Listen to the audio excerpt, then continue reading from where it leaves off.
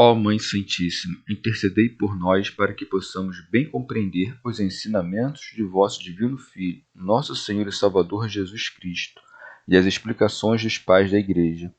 Ó Virgem Imaculada, ofereço-vos este trabalho e peço que abençoais aqueles que o ouvirem, e que seja para a maior honra e glória de Deus. Amém. Senhor onipotente, purificai o meu coração e os meus lábios. Vós, que purificastes os lábios do profeta Isaías com carvão em brasa, e dignai-vos, por tal modo, purificar-me com a vossa misericórdia, para que possa dignamente anunciar o vosso santo Evangelho. Por Jesus Cristo nosso Senhor. Amém. Senhor, abençoai-me. Que o Senhor resida no meu coração e nos meus lábios, para que anuncie digna e convenientemente o seu Evangelho. Amém. Evangelho de Nosso Senhor Jesus Cristo, segundo São Marcos. O cego à saída de Jericó. Chegaram a Jericó. Ao sair de Jericó, com os seus discípulos e grande multidão, estava sentado à beira do caminho, mendigando, o cego Bartimeu, filho de Timeu. Quando ouviu que era Jesus, o Nazareno, que passava, começou a gritar: Filho de Davi, Jesus, tem compaixão de mim. E muitos o repreendiam para que se calasse. Ele, porém, gritava mais ainda: Filho de Davi, tem compaixão de mim. Detendo-se, Jesus disse: Chamai-o. Chamaram o cego, dizendo-lhe: Coragem, ele te chama, levanta-te. Deixando o manto, deu um pulo e foi até Jesus. Então Jesus lhe disse: Que queres que te faça? O cego respondeu: Rabune, que eu possa ver novamente. Jesus lhe disse: Vai, tua fé te salvou. No mesmo instante, ele recuperou a vista e o seguia no caminho. Comentários dos Pais da Igreja. São Jerônimo. O nome da cidade corresponde à paixão do Senhor, que se aproxima. Diz-se, pois, chegaram a Jericó. Jericó se traduz como lua ou anátema, pois o eclipse da carne de Cristo é a preparação da Jerusalém celeste. Segue-se. Ao sair de Jericó, com os seus discípulos e grande multidão, estava sentado à beira do caminho, mendigando, o cego Bartimeu, filho de Timeu. São Beda. Mateus diz que recuperaram a vista 2 cegos que estavam sentados junto ao caminho e que gritavam para o Senhor. Já Lucas, em uma ordem semelhante, diz que um cego recuperou a vista por obra do Senhor, e que nenhum sábio pense que os evangelistas escreveram coisas contraditórias, mas um escreveu de modo mais detalhado o que outro omitiu. Deve-se, pois, compreender que um deles era mais importante, coisa que fica evidente pelo fato de Marcos lembrar tanto o nome dele quanto de seu pai. Santo Agostinho. É por isso, com efeito, que Marcos quis falar apenas deste homem cuja recuperação da vista produziu tão brilhante fama a este milagre, quanto era conhecida a sua desgraça. Quanto a Lucas, por seu turno, conquanto o milagre tenha sido feito exatamente do mesmo modo, deve-se compreender que relatou um milagre semelhante, realizado de um modo semelhante. Segue-se. Quando ouviu que era Jesus, um nazareno, que passava, começou a gritar: Filho de Davi, Jesus, tem compaixão de mim. Pseudo Crisóstomo. O cego chama o Senhor de Filho de Davi, ouvindo o louvor da multidão que passava e sentindo-se seguro da completude da esperança dos profetas. Segue-se.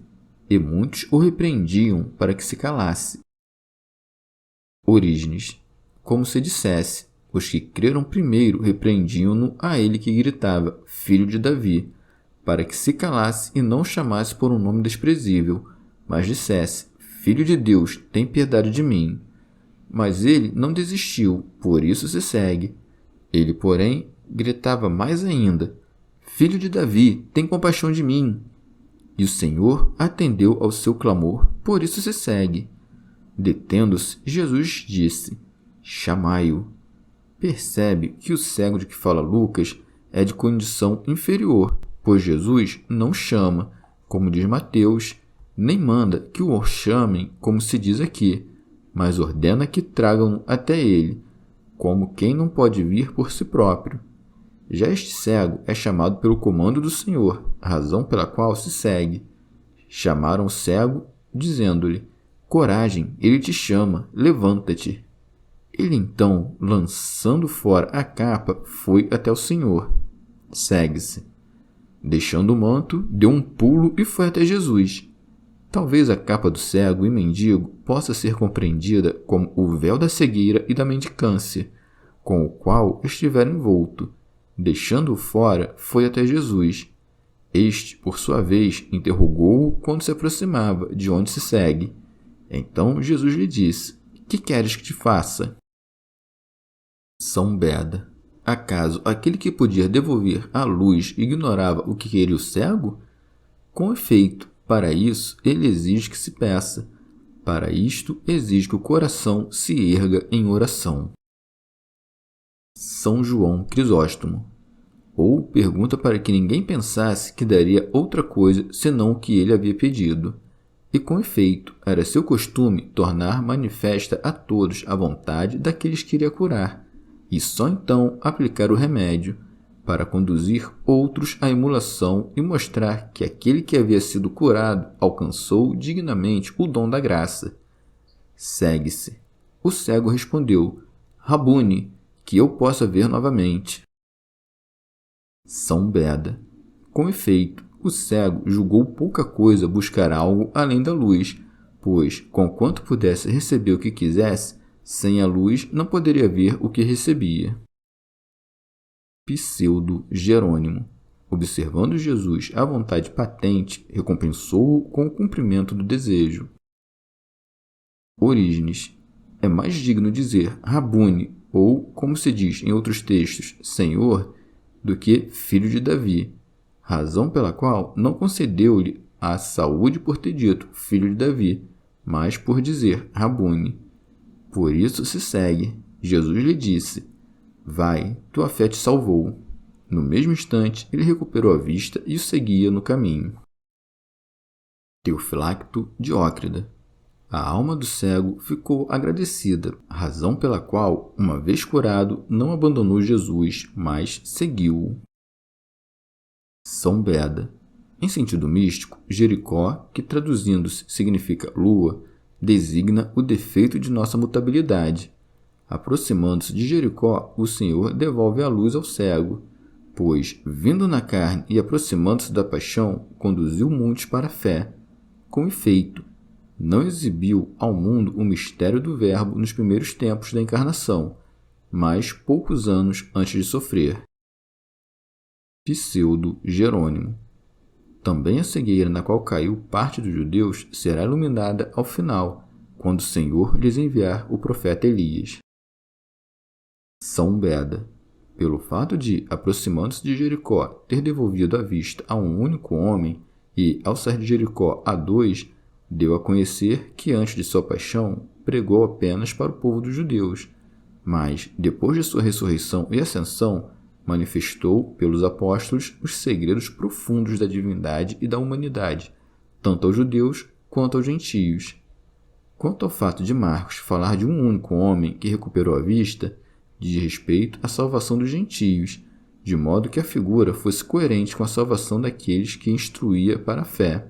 Mateus, de sua parte, que escrevia seu evangelho para os hebreus que acreditavam, uma vez que partiria também para levar a notícia aos gentios, convenientemente disse que dois recuperaram a vista, para ensinar que a graça da fé dizia respeito a ambos os povos.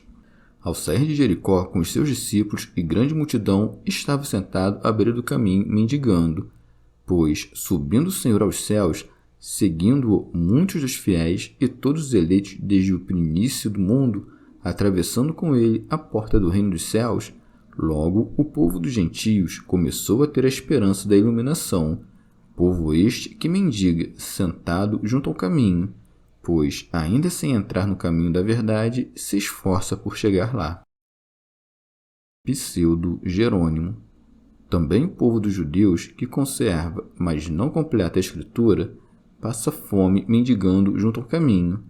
Mas ele grita: Filho de Davi, tem piedade de mim. Pois, pelos méritos dos patriarcas, o povo judeu recupera a vista. Muitos ameaçam-no para que se cale, pois os pecados e os demônios reprimem o clamor do pobre. Mas ele gritava mais alto, pois, agravando-se o combate, devem-se erguer com clamor as mãos para a pedra do auxílio, isto é, para Jesus Nazareno. São Beda. Uma vez reconhecida a boa fama do nome de Cristo, também o povo dos gentios quer fazer-se dele participante.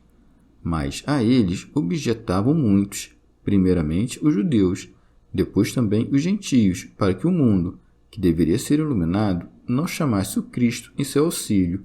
Mas nem mesmo o furor daqueles que os atacavam era forte o bastante para privar da salvação aqueles que estavam predestinados à vida. Ao passar, deu ouvidos ao cego que gritava, pois, por sua humanidade, compadeceu-se aquele que, pelo poder da divindade, afastou as trevas de nossa alma. Com efeito, uma vez que, por nossa causa, Jesus nasceu e padeceu, como que fez uma travessia, pois esta é uma ação temporal. Mas, ao estar firmemente parado, Deus dispõe de modo imutável todas as coisas. E o Senhor chamou o cego que gritava quando, pelos pregadores, enviou a palavra da fé ao povo dos gentios. Estes pregadores, chamando-o cego, mandam-no ter confiança, levantar-se e ir até o Senhor, quando, pregando aos ignorantes, ordenaram-lhes que tivessem a esperança da salvação, que se erguessem do torpor dos vícios e que se armassem dos esforços das virtudes. Uma vez deitada fora a capa, saltou aquele que, tendo lançado fora as amarras do mundo, com o andar desembaraçado da mente, se apressa em direção àquele que dá a eterna luz. Pseudo-Jerônimo. Veio também o povo judeu, saltando despido do antigo homem, como um corço saltando sobre os montes. Pois, deixando de lado a indolência e olhando com atenção os patriarcas, profetas e apóstolos nas alturas, se elevou às coisas celestes. Quão conveniente é, pois, a ordem da salvação. Ouvimos primeiro pelos profetas, depois clamamos pela fé, depois somos chamados pelos apóstolos, erguemo-nos pela penitência, somos despidos do que é velho pelo batismo, somos interrogados para dar a conhecer nossa vontade. E uma vez interrogado, o cego pede que veja a vontade do Senhor. São Beda. Imitemo-lo, pois, também nós. Não peçamos do Senhor riquezas, bens terrenos ou honras, mas a luz, a qual podemos ver somente com os anjos e para a qual o caminho é a fé. Por isso respondeu ao cego: Tua fé te salvou. Pois vê e segue aquele que pratica o bem compreendido. Com efeito, segue a Jesus quem pratica o bem que compreendeu, quem o imita, quem não quer ter bom êxito neste mundo, e quem tolerou as afrontas e as zombarias. E uma vez que, pelo deleite das coisas corporais, caímos da alegria interior, ele mostrou com qual amargor se retorna para lá. Teofilacto Diócrida. Disse e que seguia o Senhor pelo caminho, isto é, nesta vida, pois, depois desta, serão excluídos todos os que aqui não o seguiram pelos cumprimentos de seus mandamentos. Pseudo-Jerônimo. Ou este caminho é o que ele disse: sou o caminho, a verdade e a vida.